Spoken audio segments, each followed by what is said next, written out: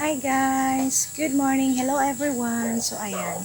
So ngayon nga, nakita kong namumunga na nag-start ng mamunga yung aking pipino. So nakita ko din na wala akong makitang mga bee na pollinator. So ayan, kailangan kong i-hand pollinate yung aking pipino para mabuo yung kanyang bunga. So tara, samahan niyo ako guys!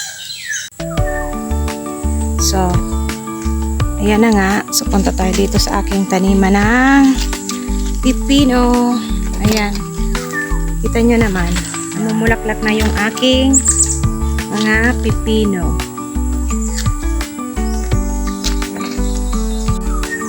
Ayan, nakita nyo guys. So, nakakita na ako ng bunga ng pipino. Ayan. Madami na oh. Kita nyo. Ito nga oh. Ito, hinan-pollinate ko to. Ayan, may insekto. So, ito. Nakita ko ito. Ayan. Ayan. Ito oh. So, i-hand-pollinate ko siya. Kasi wala akong masyadong nakitang mga bees. So, kukuha lang tayo dito ng kanyang bulaklak na ito, lalaki. Ganito guys oh. Ganyan. So, i-hand pollinate ko lang siya. Guys, ganyan lang. Tatanggalin ko lang yung kanyang petals.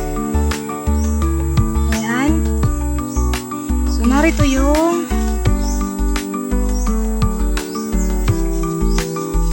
pino na may bunga sa ayan lang, sa dulo. So, ilalagay ko lang to dito sa dulo ng kanyang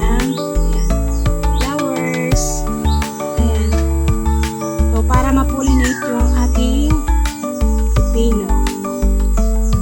Ayan. Para mabuo siya. Meron pa dito sa baba. Ayan. So, ito kahapon pa siguro to. Hindi ko na na-pollinate. Ayan. So, ito maliit.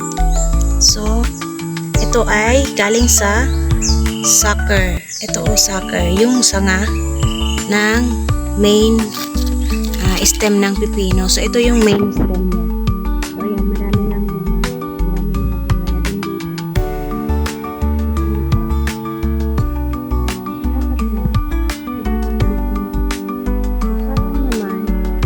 Hayaan ko na lang.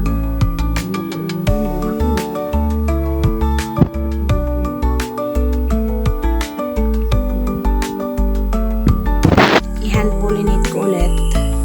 Sayang. Baka mabuo. Diba? Ganyan lang. Ayan. So, yung pag-hand pollinate pala guys, is may oras lang.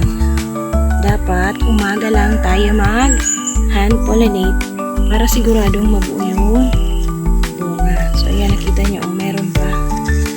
Ayan. Oh, ang dami ng bunga. So, alam nyo ba kung anong fertilizer yung pinandidilig ko dito? Ano lang, yung bugas-bigas saka swamp fertilizer. Yan, tsaka talagang kailangan dilig lang tayo ng dilig. Yan. Kailangan diligan lang talaga natin ng diligan itong pipino. Ayan, so may sucker dito. So tatanggalin ko din yung sucker. Ito, yung sanga.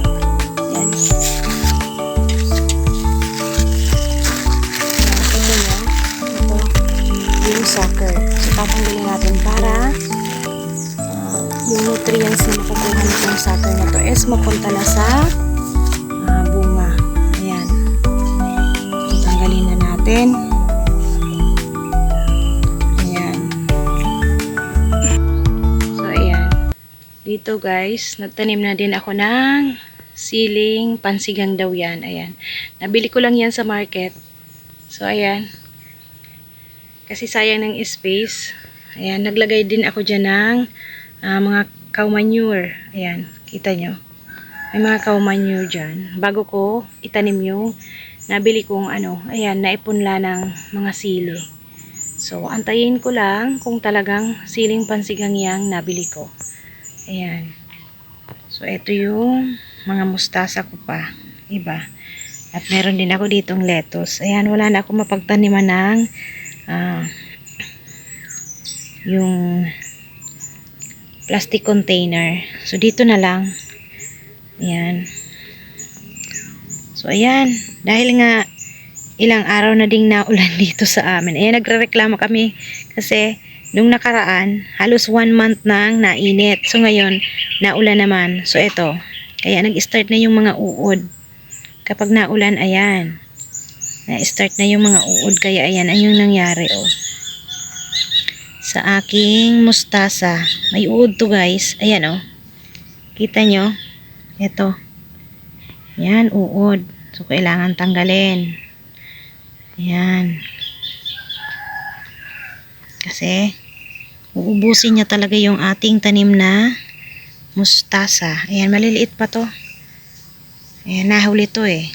Wala na akong wala na akong buto ng mustasa. So, ito na yung huli na naitanim ko. Ayan. So, dito guys, ayan. Nailipat ko na rin tong lettuce. Romaine lettuce ata to. Ito yung naitanim ko. So, makita ko na lang yan kapag lumaki. Kasi madami yung lettuce na. Ibang lettuce yung binili ko. Ito naman guys, yung aking bok choy. Ayan. Maliliit pa. Bok choy, pok choy. Yun. Basta yun na yun. Ayan. So, ito na yung aking peppermint. Tingnan nyo naman, oh.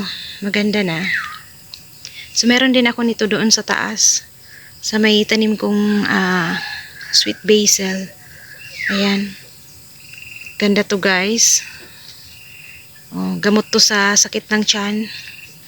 And then, masarap din tong ilagay sa salad. Kaya, pinaparami ko talaga to. Peppermint. At ito guys, tingnan nyo na. Tingnan nyo naman yung aking tanim na radish. So, ito oh, malaki na oh. Tingnan nyo. Wow. Ayan, dahil yan sa cow manure na ating fertilizer. Ayan oh. So, ito malapit na pwede na to oh. Pwede na tong ilagay sa sinigang. Ayan. Favorite ko yan, guys. Nailagay sa sinigang. Ayan. So, kita nyo naman. Ayun. O, diba? Dahil sa ulan, guys. Tingnan nyo. Nagkanda sira-sira tuloy yung ating mustasa. Ayan. Marami ng uod talaga. Ayan. Ay, naku. Sira na. Ayan.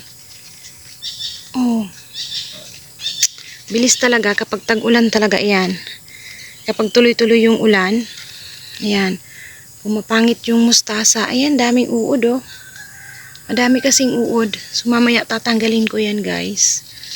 Ayan, sira na. Ay, nako. Ayan, pasaway itong mga uod na to. So, ayan, may tanim ako ditong ampalaya. Kita nyo? Ayan, so plano ko, ayan, dyan, pagagapangin ko na lang sa net. So, lalagyan ko na lang dyan ng mag-add na lang ako ng support dyan sa net para kapag sakaling bumunga, ayan, makaya ng net. Ayan, so ito malaki na din, oh. Ayan, kita nyo. Nagapang na siya sa net. So, ayan, yung aking mga bogies, guys.